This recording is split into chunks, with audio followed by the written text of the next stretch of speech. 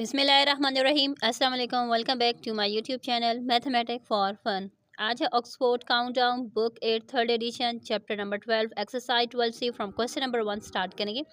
जैसा कि question number 1 में हमारे पास यहाँ पर शेप्स के वन है, तो हमसे कहा जा रहा है कि in these rotation state the centre and angle in each case, यानी हमने इनका सेंटर बताना है और एंगल बताना है ईच केस में। सो यहाँ पर देखें, हमारे पास जो ओरिजिनल शेप है, ओरिजिनल शेप हमारी ये वाली है, ठीक है, ए बी सी शेप को यहाँ पर इन्होंने रोटेट किया है, तो तब जाकर जो ए यहाँ पर बेस में था तो ये यहाँ पर आ चुका है। तो इट्स मीन कि ये शेप हमारी किस तरीके से मूव हुई है, यानी ये यहाँ से ये यूँ जा रही है, तो ये रोटेट हुई है हमारे पास एंटी क्लॉकवाइज। क्लॉक हमारी इस तरीके से रोटेट होती है, ये हुआ है क्लॉक के ऑपोजिट साइड, तो हम उसे कहते हैं एंटी क्लॉकवाइज रोटेशन।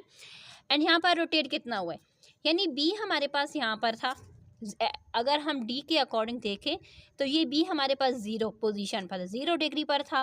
बी यहाँ पर हमारे पास आया, इट्स मीन ये 90 डिग्री हमारे पास ये शेप क्या हुई है, रोटेट हुई है। और इसका सेंटर ऑफ रोटेशन कहाँ से ये रोटेट हुई है, तो ए पॉइंट पर ये शेप रोटेट हुई है। तो हम इस तरीके से यहाँ पर राइट करेंगे कि हमारे पास क्या हो रहा है, हमारे पास फर्स्ट शेप की एंटी क्लॉकवाइज रोटेशन हुई है। एंगल ऑफ रोटेशन तो ये हमारे पास 90 डिग्री रोटेट हुई है। सेंटर ऑफ रोटेशन यानी कौन सा वो सेंटर था जिस सेंटर से ये शेप हमारे पास रोटेट हुई, तो उसका सेंटर ऑफ रोटेशन हमारे पास था ए शेप, ए पॉइंट से ये शेप रोटेट हुई है। नेक्स्ट आ जाते हैं, हमारे पास यहाँ पर नेक्स्ट शेप गिवन है। जो ओरिजिनल शेप है वो हमारे पास है ये जो शेप आपको नज़र आ रही है, ये शेप हमारी ओरिजिनल है। एंड ये जो नीचे गिवन है शेप, ये क्या हुई है, ये इतनी रोटेट हुई। सबसे पहला पॉइंट जो कि हमें समझ में आया है कि हमारे पास जो शेप गिवन है, ये शेप हमारे पास रोटेट हुई है यहाँ से, यानी वो इस तरीके से रोटेट हुई है। टी जो कि यहाँ पर था, आर एस यहाँ पर था, वो यहाँ से यूँ आए। इट्स मीन कि इसकी जो रोटेशन है ये हमारे पास है क्लॉकवाइज रोटेशन है। अब हमने बताना है कि हमारे पास एंगल ऑफ रोटेशन कितना है। सो यहाँ पर देखें, पहले हमारे पास आर था यहाँ पर, ठीक है। इट्स मीन कि हम ये समझेंगे कि ये हमारे पास है 0, यहाँ से लेकर यहाँ तक जो रोटेट हुई है शेप, इट्स मीन ये हमारे पास रोटेट हुई है 90 डिग्री। 90 डिग्री की अकॉर्डिंग ये शेप हमारी रोटेट हुई है। क्योंकि सबसे पहले आपको एक बार फिर बता देती हूँ कि हमारे पास क्या है, हमने कंसिडर करना है कि हमारे पास जो आर है वो हमारे पास एट अ 0 डिग्री है। एक मिनट, यानी हम अब डी से समझा लेते हैं ताकि आप लोगों को कन्फ्यूजन हो। जहाँ पर आर है वहाँ पर हमने 0 डिग्री रखना है, ठीक हो गई ये बात।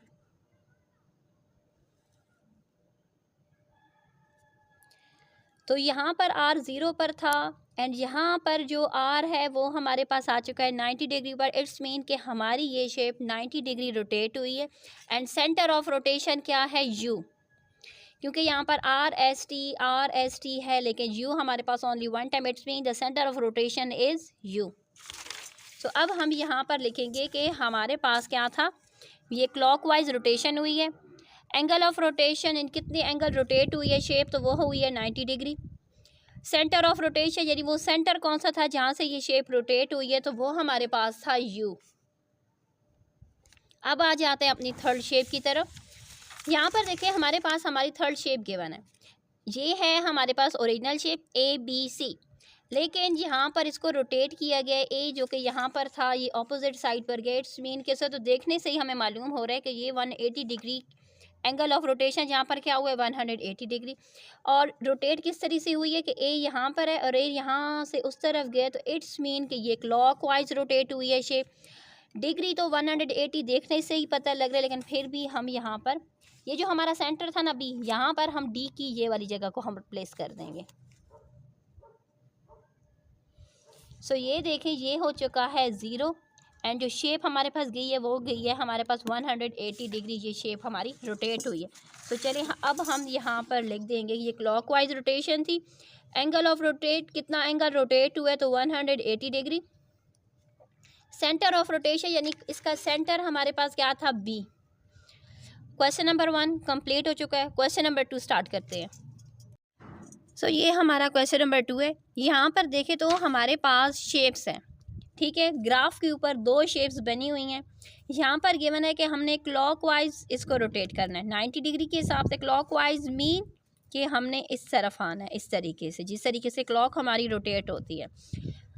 चलिए अब क्वेश्चन हमारे पास है, graph the image of each shape after rotating it about its origin. Origin को एज अ सेंटर लेकर हमने इस शेप को रोटेट करना है। सो बुक पर हमारे पास बॉक्सेस काफ़ी छोटे छोटे हैं, तो मैंने शीट ली है मैथ्स की, मैंने उस पर ये शेप्स ड्रा की है विद इक्वल डिस्टेंस। जितना डिस्टेंस यहाँ पर ब्लॉक्स में है, यानी जितने ब्लॉक्स यहाँ पर हमारे पास प्लेस है ये शेप, जितने ब्लॉक्स अप या जितने ब्लॉक्स सेंटर में, हमने उतने ब्लॉक्स के अकॉर्डिंग शीट पर इन शेप्स को ड्रा किया। हम वहाँ से इसको समझेंगे क्योंकि यहाँ पर समझना काफ़ी मुश्किल हो जाएगा हमारे लिए, ठीक है। सो चले आ जाते हैं अपनी शीट पर। सो चले मैं यहाँ पर इस शेप को स्टार्ट कर लेती हूँ। पहले हम इसके पॉइंट्स का नाम दे देते हैं कि ये हमारे पास क्या है। ये हो जाएगा हमारे पास A, B, C, D and ई। ये हमारे पॉइंट्स हो गए, यानी हमने इस शेप को रोटेट करना है 90 डिग्री के अकॉर्डिंग। सो चले अपने रजिस्टर से इसका स्टार्ट कर लेते हैं। पहले इसको ओरिजिन पर ले आते हैं। ये है हमारा ओरिजिन से, यानी इसका सेंटर, जहाँ से हमने एंगल्स लेने हैं। अब हम डी को रखेंगे क्योंकि हमसे कहा गया है कि हमने अपनी इस शेप को रोटेट करना है 90 डिग्री के अकॉर्डिंग।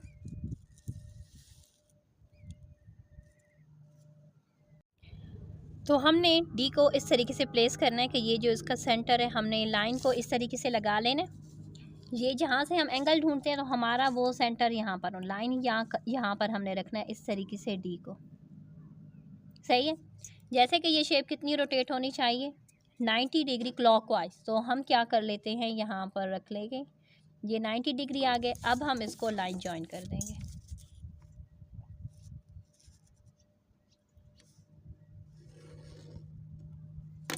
अब कितना डिस्टेंस है ए का यहाँ से, तो हम उतना ही डिस्टेंस यहाँ पर हम देंगे इस तरीके से।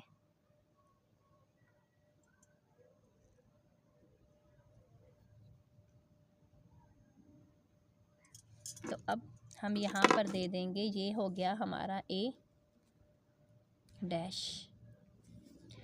अब देखना है कि बी की लाइन को अब हम ज्वाइन कर देंगे।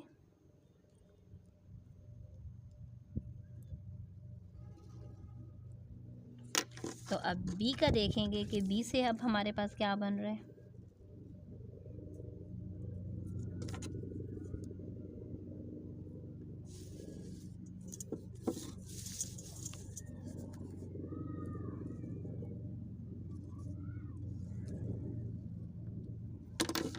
अब हम डिस्टेंस देखेंगे कि बी से कितना डिस्टेंस बन रहा है।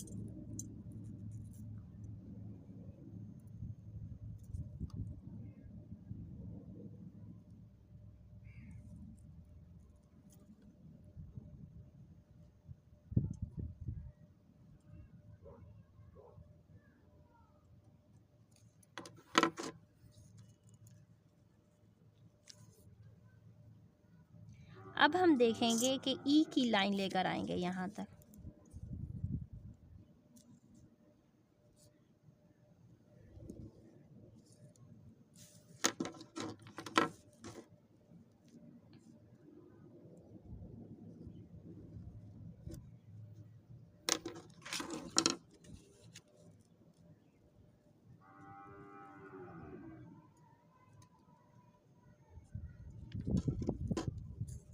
तो ये हो गया हमारा 90 डिग्री।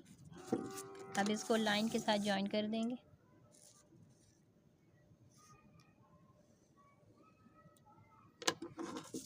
अब हम डिस्टेंस देखेंगे कि ओरिजिन से लेकर ई तक कितना डिस्टेंस है टोटल।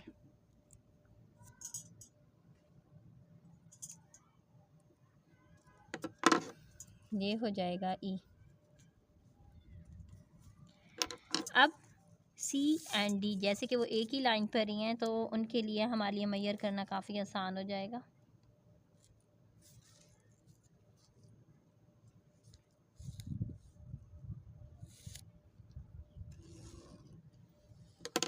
अब यहाँ पर हम एंगल रख देंगे।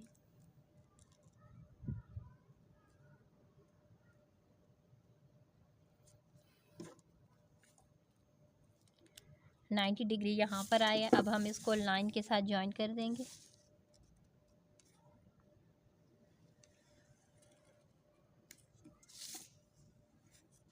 अब हम डिस्टेंस देखेंगे कि डी तक का डिस्टेंस कितना है।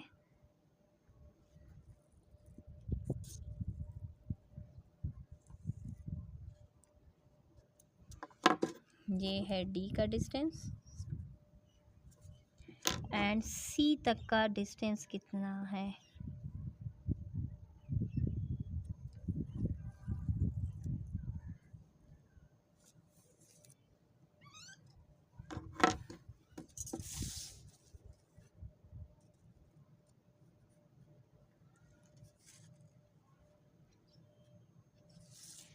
अब हम इन पॉइंट्स को आपस में जॉइन कर देंगे। जैसा कि ए बी के साथ जॉइन है तो हम ए को बी के साथ जॉइन कर देंगे।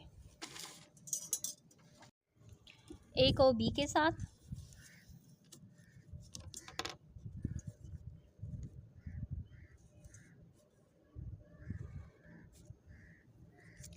बी को सी के साथ जॉइन करना है,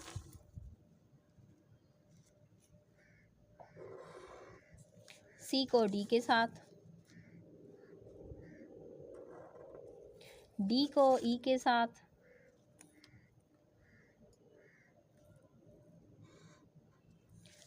ई को ए के साथ जॉइन करना है हमने।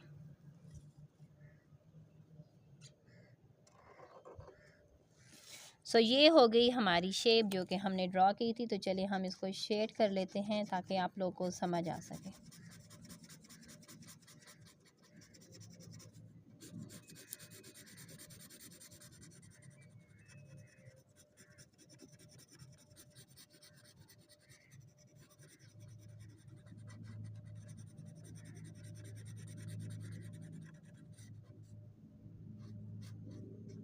सही है। तो ये शेप हमारी 90 डिग्री के एंगल से यहाँ पर रोटेट होकर आ चुकी है। अब हम अपनी नेक्स्ट शेप पर आ जाते हैं। अब हम उसको रोटेट करेंगे। तो जैसे कि हमारे पास जो नेक्स्ट शेप जो कि गिवन है, मैंने कलर किया हुआ है ग्रीन कलर से, हमने इसको रोटेट करना और इतना रोटेट करना है 180 डिग्री के अकॉर्डिंग इसको रोटेट करना है। सो चलिए सबसे पहले हम इसको नेम देंगे A B C D E F G and H. So चलिए अब हम इसको इस तरीके से लाइन लगाएंगे।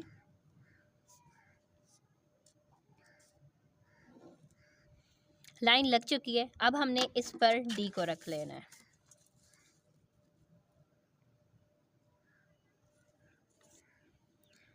सो जैसा कि ये हमारे पास आ चुका है यहाँ पर इसका 180 डिग्री, तो हम यहीं पर ही इसकी लाइन को आगे एक्सपेंड कर देंगे।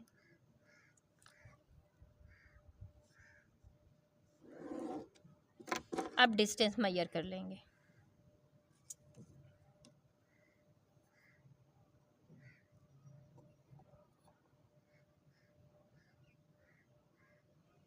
ये देखिए इस तरीके से आपने कंपास को प्लेस कर लेना है। सही है। तो अब यहाँ पर ये जो लाइन है, अब हमने इस पर एक आर्क लगा लेना है छोटा सा। तो ये हमारे पास आ चुका है बी डैश। अब ए का नंबर है,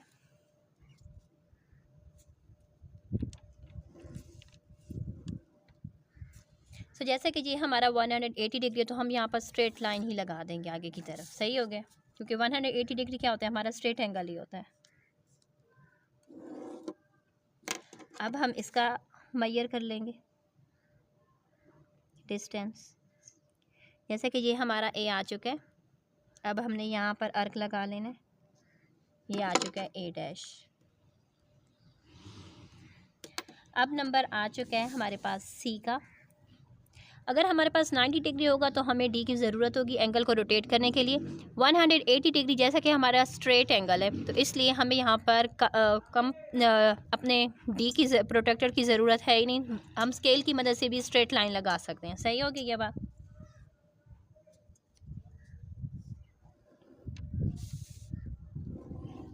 अब हम इसका डिस्टेंस ओरिजिन से लेकर सी तक का मेजर करेंगे।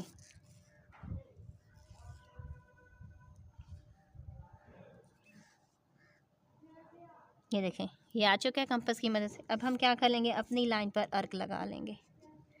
सो ये आ चुका है हमारे पास सी डैश। नेक्स्ट ई जो है, ई एंड बी दोनों का क्या है, वो सेम ही लाइन बन रही है। यहाँ से देखें तो इट्स मीन अब यहीं बी पर ही हम ई को लगा देंगे और इसका डिस्टेंस देखेंगे कि हमारे पास कितना आ रहा है। सो ये देखें आ चुका है डिस्टेंस। तो बी के ऊपर ही एक लाइन लगाएंगे जो कि हमारे पास होगी ई डैश। अब यहाँ से देखें F and H are on the line, are on the same line. तो अब हम इस तरीके से एक लाइन लगा देंगे।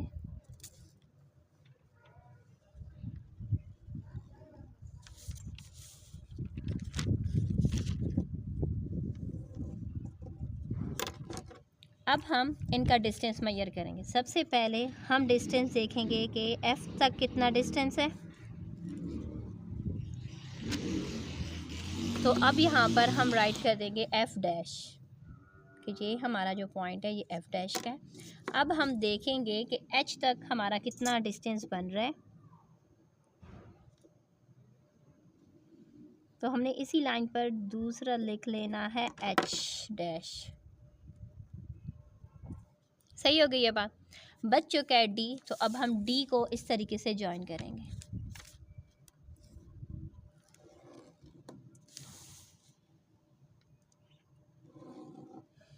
अब हम डी का डिस्टेंस देखेंगे कि हमारे पास डी का जो डिस्टेंस है वो कितना है।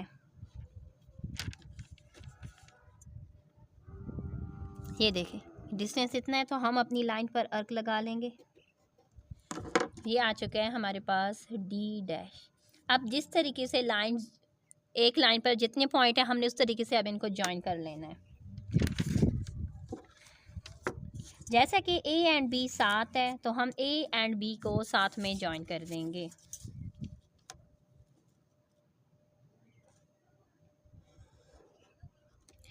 अब बी एंड सी ज्वाइन करना है तो बी एंड सी को ज्वाइन कर लेंगे। सी और डी को ज्वाइन कर देंगे।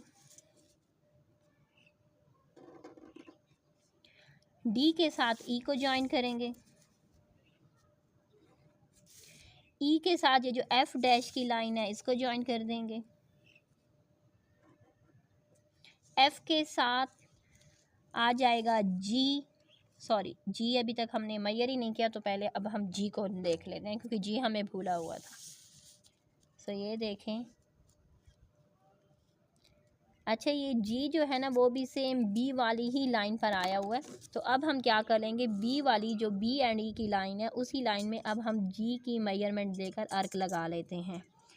ये देखें बी एंड ई यानी बी और ई इस लाइन पर है। सही हो गई ये बात। ये देखें बी भी यहाँ पर है, ई भी यहाँ पर है। इट्स मीन हमने इसी लाइन पर एक अर्क लगा लेना है जिसका नाम हम दे देंगे जी डैश।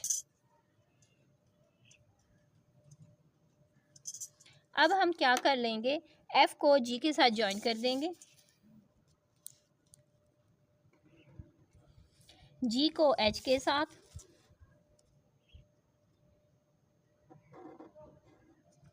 एंड एच को दोबारा ए के साथ ज्वाइन कर देंगे। सो ये देखें हमारी जो शेप यहाँ पर थी वही शेप हमारी यहाँ पर ड्रा हो चुकी है। इसके साथ क्वेश्चन नंबर 2 कंप्लीट हो चुका है। क्वेश्चन नंबर 2 की प्रैक्टिस करनी है, बहुत ही आसान क्वेश्चन है, ठीक है। तो चले अब क्वेश्चन नंबर 3 स्टार्ट कर लेते हैं। क्वेश्चन नंबर 3 में यहाँ पर गिवन है enlarge the following shape from the given centre with the scale factor as shown. Scale factor से मुराद होगा कि हमारे पास जो मेजरमेंट्स गिवन है, जैसा कि हमारे पास ये जो रेड डॉट्स जहाँ जहाँ पर भी आपको शेप में नज़र आ रहा है ये इसका क्या है, सेंटर है, ठीक है। यानी यहाँ से हमने इस शेप को एनलार्ज करना है। सो यहाँ पर देखें हमने A B C D A की मेजरमेंट ले लेनी है। स्केल फैक्टर से मुराद होगा कि जो हमारे पास मेजरमेंट आएगी हर साइड की हमने उसको 2 के साथ मल्टीप्लाई करके लाइन अपनी क्या कर लेनी है, इंक्रीज़ कर लेनी है। सो चलिए सबसे पहले हम इनकी मेजरमेंट्स लेते हैं। सो ए बी यानी सेंटर क्या है, ए है, यानी रेड डॉट जहाँ पर भी रेड डॉट होगा इट्स मीन हमने वहाँ से उसकी मेजरमेंट को मैयर कर रहे हैं। सही होगी ये बात। सो ए बी हमारे पास कितना है, 2 सेंटीमीटर है। तो अब हम ए बी ले लेंगे 2 सेंटीमीटर। 2 को 2 के साथ अगर हम मल्टीप्लाई करें, क्योंकि यहाँ पर स्केल फैक्टर 2 है, 2 को 2 के साथ मल्टीप्लाई करें तो क्या आ जाएगा, हमारे पास आ जाएगा 4। इट्स मीन कि ये लाइन हमारी चली जाएगी यहाँ तक। सही हो गया। नेक्स्ट अब हमने देखना है कि ए से लेकर सी तक का डिस्टेंस कितना है। सो ए से लेकर सी तक का जो डिस्टेंस है वो भी हमारे पास 2 ही है। इट्स मीन 2 को 2 के साथ मल्टीप्लाई करें तो आ जाएगा 4। सो ये हमारा हो चुका है नेक्स्ट पॉइंट। नेक्स्ट हमारे पास क्या है, ए से लेकर डी तक का जो डिस्टेंस है वो हमारे पास क्या है, 1.8। इट्स मीन कि ये हमारे पास यानी हमारे पास आ जाएगी 3.6। तो हमारा ये पॉइंट यहाँ तक आ चुका है। अब हमने इन पॉइंट्स को आपस में ज्वाइन कर देना है।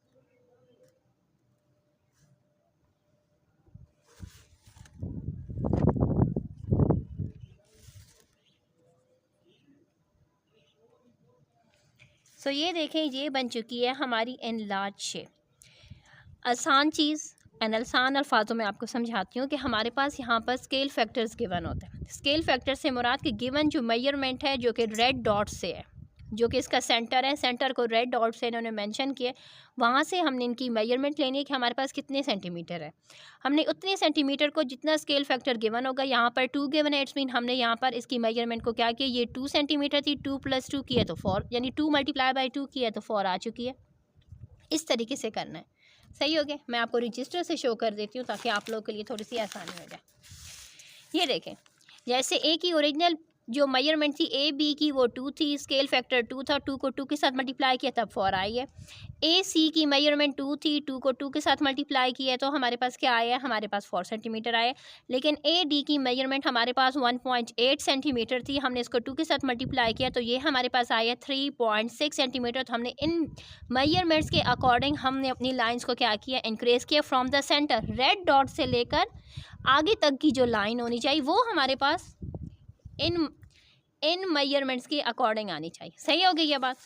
सो यहाँ से देकर यहाँ तक की जो लाइन है ये क्या आ चुकी है, ये बन चुकी है 4 सेंटीमीटर।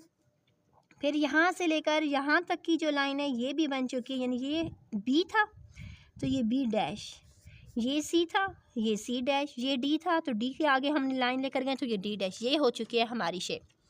नेक्स्ट देखें, सी डॉट पर, सी पर क्या है, रेड कलर का डॉट है। इट्स मीन कि ये हमारे पास क्या है, इसका सेंटर है जहाँ से हमने इसकी शेप को इनलार्ज करना है। सो चलें, हमने यहाँ पर इनकी मेजरमेंट्स ले लेनी है। पहले ए से लेकर बी तक की मेजरमेंट कितनी है। सो ए से लेकर बी तक की जो मेजरमेंट है वो हमारे पास है 1.8। सही होगी ये बात। सो यहाँ पर देखें 1.8 को 3 के साथ मल्टीप्लाई करें तो 5.4 आती है। तो अब हमने क्या कर लेना है, 5.4 मेजरमेंट की लाइन लगा लेनी है आगे। सही हो गया। ये देखें, ये है हमारा बी का पॉइंट। हमने बी वाली शेप एनलार्ज की है तो ये हमारे पास ये हो चुका है बी डैश। अब ए से लेकर सी तक की मेजरमेंट हमने लेनी है। सो ये ए से लेकर सी तक की जो मेजरमेंट्स है वो हमारे पास आ रही है 3.7। ठीक है, 3.7 आ रही है। इट्स मीन 3.7 को 3 के साथ हमने मल्टीप्लाई कर लें तो आ जाएगा 11.1। तो हमने 11.1 मेजरमेंट का यहाँ पर एक डॉट लगा लेना है। सही हो गई ये बात। इसको आपस में ज्वाइन कर देना है। ये हो चुका है हमारा ए डैश। नेक्स्ट हमारे पास क्या है, ए से लेकर ई तक का डिस्टेंस हमने देखना है। सो ए से लेकर ई तक का जो डिस्टेंस है वो हमारे पास है 3.2। 3.2 को हम 3 के साथ मल्टीप्लाई करेंगे तो 9.6 आ जाएगा। सही होगी ये बात। तो अभी 9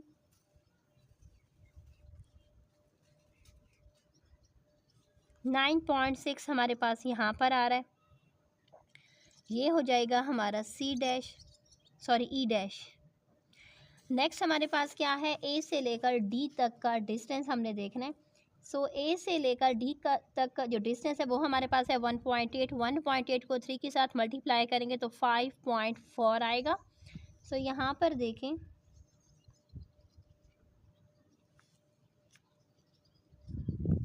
अब हमने इन तमाम पार्ट्स को आपस में जॉइन कर लेना है।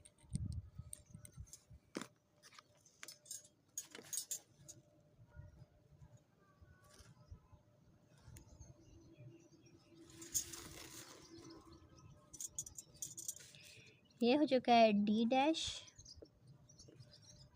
यहाँ से लेकर यहाँ तक का डिस्टेंस, डी से यहाँ तक की लाइन ई डैश, ई को हमने ए के साथ जॉइन कर देना है।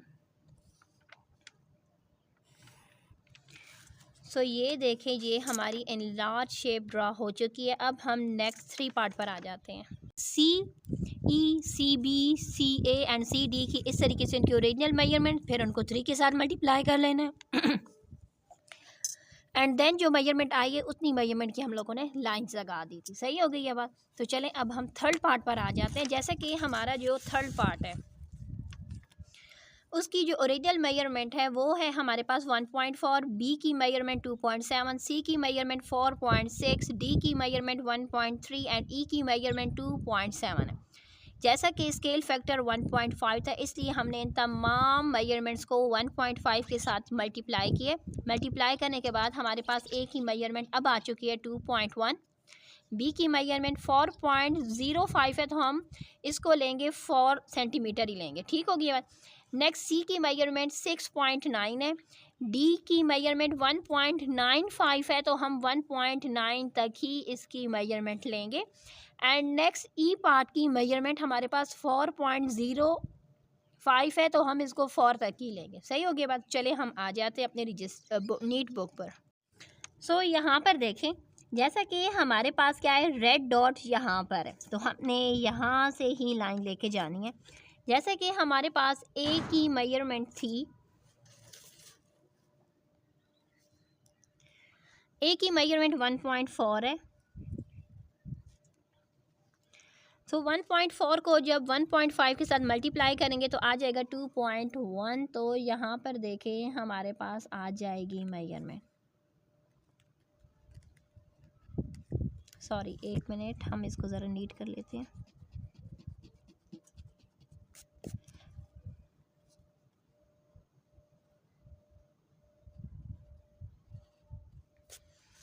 सही हो गई ये बात। तो ये बन जाएगा ए डैश। अब हम देखेंगे कि ए से लेकर बी तक की मेजरमेंट कितनी आ रही है। सो ए से लेकर बी तक की जो मेजरमेंट है वो हमारे पास आ रही है 4.6। 4.6 को 1.5 के साथ मल्टीप्लाई करेंगे तो आ जाएगा हमारे पास 6.9। तो ये आ चुका है हमारा 6.9। हम अब इसको यहाँ पर डॉट लगा देंगे, ये बन जाएगा हमारा बी डैश। नेक्स्ट हमारे पास क्या है, ई का डिस्टेंस अगर हम देखें तो ये हमारे पास आ रहा है 2.7। सो 2.7 को हम मल्टीप्लाई कर देते 1.5 से तो आ जाएगा 4, ये बन जाएगा हमारा ई डैश।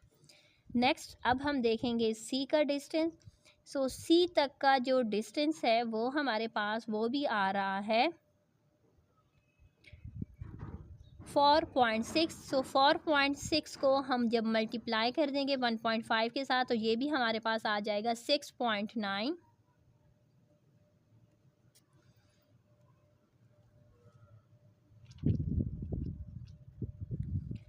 अब हमने डी तक का डिस्टेंस देखना है कि डी तक इसका डिस्टेंस कितना है।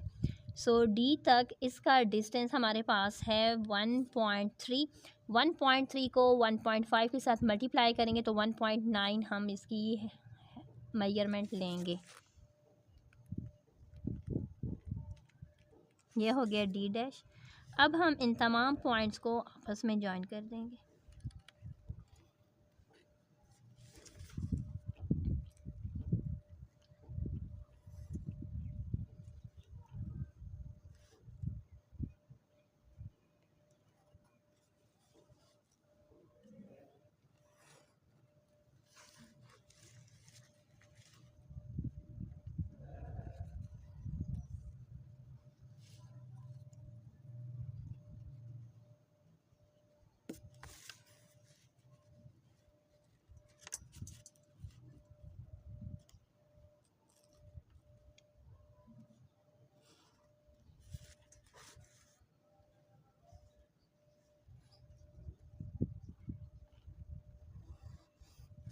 सॉरी, ये वाली जो लाइन है हम ये रेज कर देते हैं।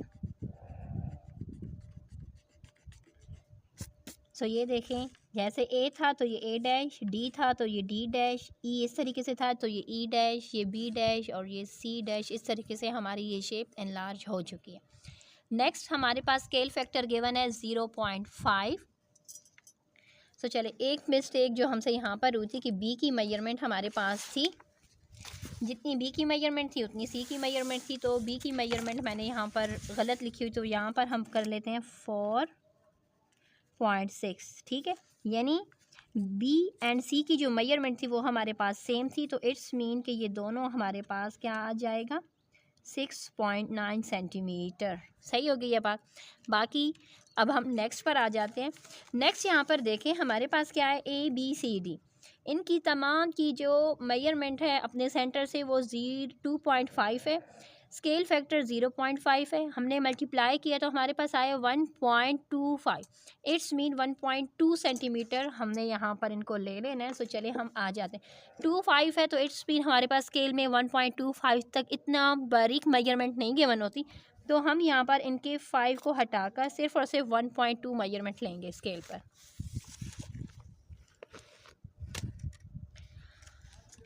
सो चले अब यहाँ से देखें,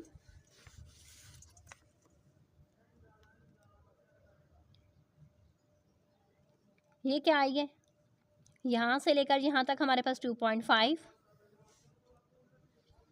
ये भी 2.5,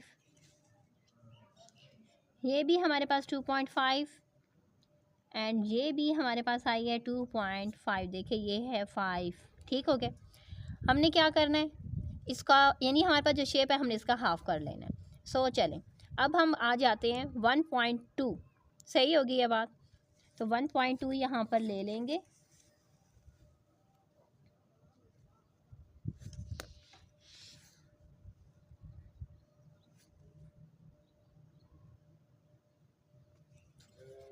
ये हो जाएगा ए डैश। इसी तरीके से अब हम लेंगे तो ये 1.2, तो ये हो जाएगा बी डैश।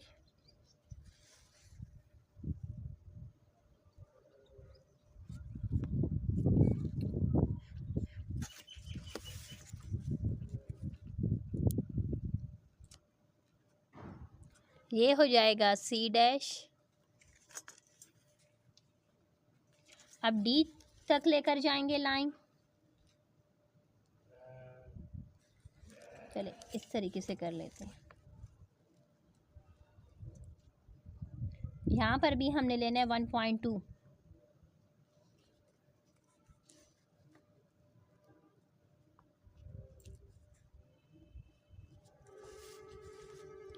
ये आ गया डी डैश। अब हमने क्या कर लेना है, इन तमाम पॉइंट्स को आपस में ज्वाइन कर लेना है।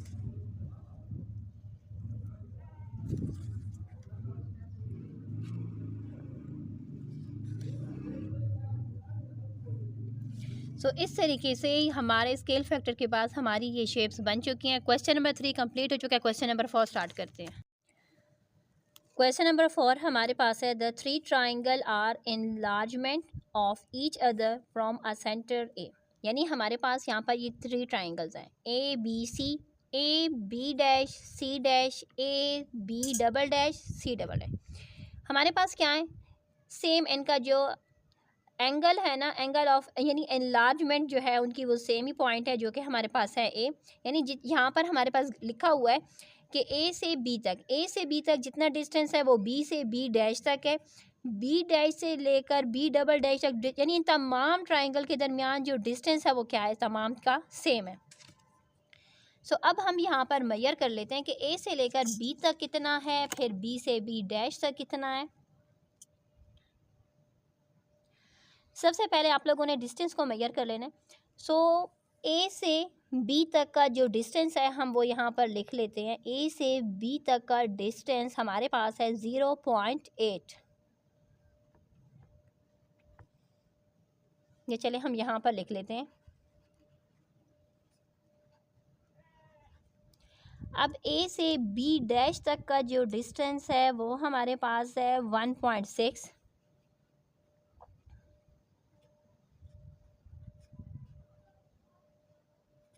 ये तमाम सेंटीमीटर्स में है। अब ए से लेकर बी डैश तक का जो डिस्टेंस है अब हमने वो देख लेना है, तो वो हमारे पास है 2.4।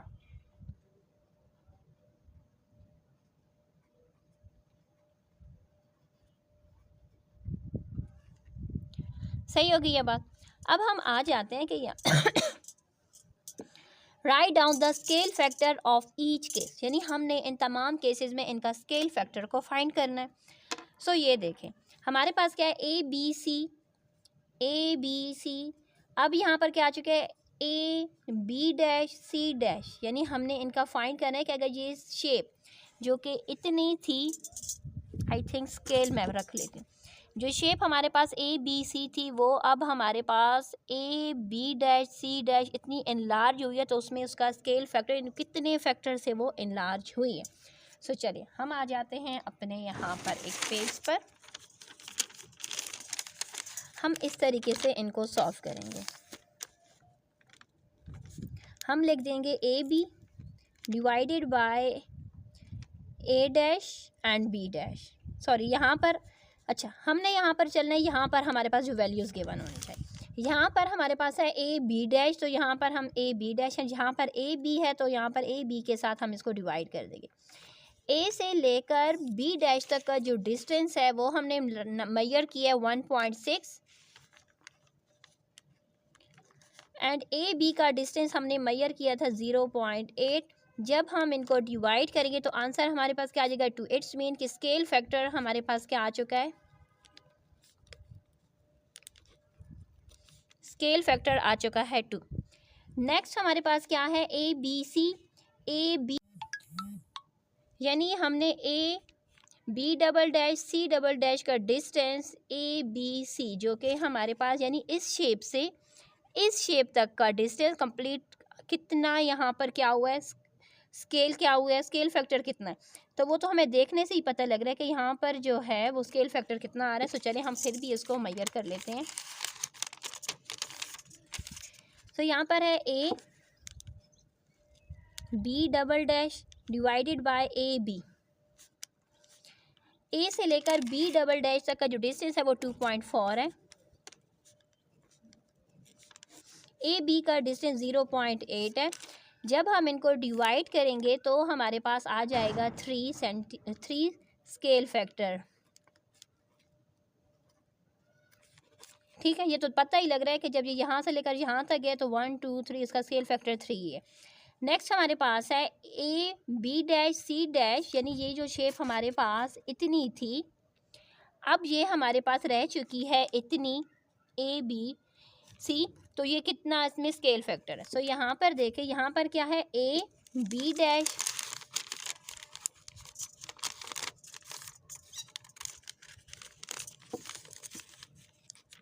यहाँ पर क्या है, A B C, it's mean हम यहाँ पर ए एंड बी को लेंगे, सी को नहीं लेंगे। ठीक है, क्योंकि ए बी हमारे पास, सॉरी ए बी एंड यहाँ पर ए बी डैश का डिस्टेंस, ए से लेकर बी तक का जो डिस्टेंस है वो हमारे पास है 0.8 सेंटीमीटर, ए से लेकर बी डैश तक का जो डिस्टेंस है वो 1.6 सेंटीमीटर। इट्स मीन के हमारे पास क्या आ जाएगा, यहाँ पर आ जाएगा, पहले चले इनके डिसिमल्स उड़ा लेते हैं, फिर ये 8 1 ज़र 8, 8 2 ज़र 16, तो 1.2 इज़ इक्वल टू 0.5 इसका स्केल फैक्टर आ गया है। स्केल फैक्टर क्या आ चुका है 0.5। लास्ट जो हमारी शेप है उसमें देखें हमारे पास A B double dash C double dash से लेकर A B dash C dash, यानी हमारे पास ये कंप्लीट ट्रायंगल था, फिर उससे इन्होंने यहाँ तक इन्होंने ले लिया A B dash C dash तक, तो अब हमने बताना है कि इसका स्केल फैक्टर कितना है। सो यहाँ पर देखें हमारे पास है ए बी डैश, यहाँ पर A B double dash, it's mean A B dash तक का जो डिस्टेंस है वो हमने यहाँ पर मेजर किया हुआ है 1.6 centimetre. A B double dash का जो डिस्टेंस है वो हमारे पास है 2.4 सेंटीमीटर। इनके डेसिमल्स को उड़ा देते हैं, तो ये हमारे पास 8 के टेबल में 16 आता है 2 के साथ, चलें, एंड 24 आता है 8 के टेबल में हमारे पास 3 के साथ, तो ये इसका स्केल फैक्टर हमारे पास आ चुका है 2/3। सही होगी ये बात। क्वेश्चन नंबर 4 कंप्लीट हो चुका है। अब हम क्वेश्चन नंबर 5 को स्टार्ट करते हैं।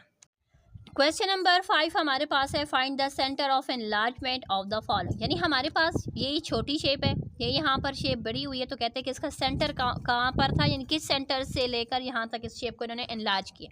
बहुत ही आसान है। सबसे पहले हम इनको नेम दे देंगे। ये हो गया A B C D, A dash B dash C dash D dash. A से लेकर A डैश को हम ज्वाइन कर लेंगे। पहले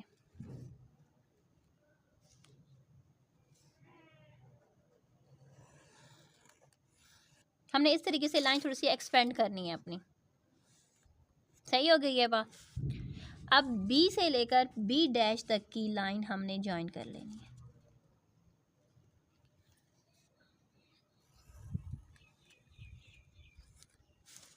सही हो गया। यहाँ पर कहीं इसका सेंटर ऑफ एनलार्जमेंट है, ठीक है। अब C से C डैश तक की लाइन को अब हमने ज्वाइन कर लेना है।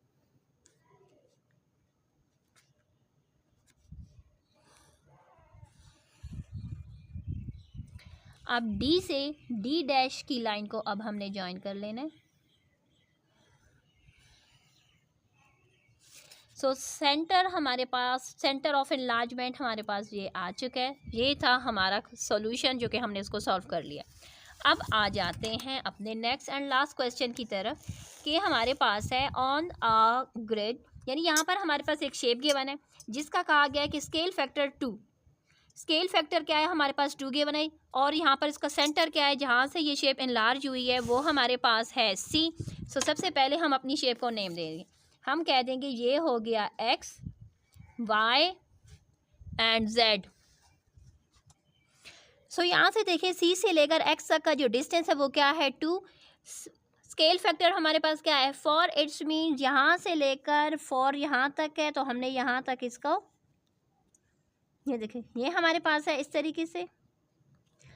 तो ये हो गया हमारा 4, ये हो जाएगा X डैश, ये हो गया 4 सेंटीमीटर। फिर यहाँ से लेकर Y तक का डिस्टेंस हम देखेंगे तो वो हमारे पास कितना आ रहा है,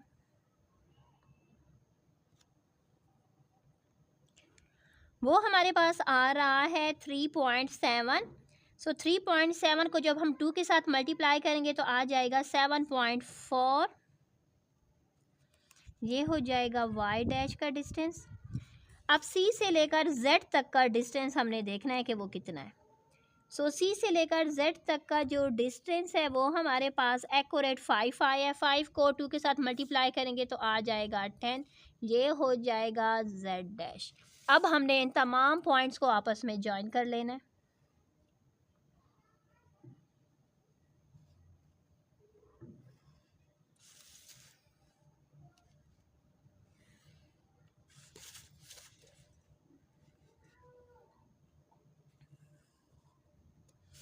सो ये जो हमारी शेप थी ये इसका इनलार्जमेंट है, हमने इसको इनलार्ज किया तो वो हमारे पास इतनी हो चुकी है। अगर आप चाहें तो आप इस तरीके से इनकी मेजरमेंट्स को भी राइट कर सकते हैं, जैसा कि हमने यहाँ पर लिया हुआ है। तो इस तरीके से C से लेकर X तक का डिस्टेंस 2 था, स्केल फैक्टर 2 था, मल्टीप्लाई किया तो 4। इट्स मीन कि वो शेप एनलार्ज होकर के आ चुकी है 4 सेंटीमीटर। C से X तक का डिस्टेंस 4 आ चुका है। C से Y तक का जो डिस्टेंस था वो 3.5 था, 2 स्केल फैक्टर था, मल्टीप्लाई किया तो आ चुका है हमारे पास 7.4। यानी ये जो अब मेजरमेंट आ चुकी है ये आ चुकी है X डैश की मेजरमेंट, ये वाली मेजरमेंट आ चुकी है Y डैश की मेजरमेंट, एंड ये वाली मेजरमेंट आ चुकी है Z डैश की मेजरमेंट। इस तरीके से भी आप लोग इनकी मेजरमेंट को राइट कर सकते हैं। इसके साथ हमारी एक्सरसाइज कंप्लीट हो चुकी है। एक्सरसाइज के साथ हमारा चैप्टर भी कंप्लीट हो चुका है। हर चैप्टर के हर वीडियो के डिस्क्रिप्शन में प्ले लिस्ट होती है। प्ले लिस्ट के अंदर कंप्लीट चैप्टर की तमाम एक्सरसाइजेज के तमाम क्वेश्चन, तमाम पार्ट सॉल्व हो, तो काइंडली प्ले लिस्ट का फ़ायदा उठाएँ और अपनी तमाम एक्सरसाइज को कंप्लीट कर लें। अल्लाह हाफ़िज़।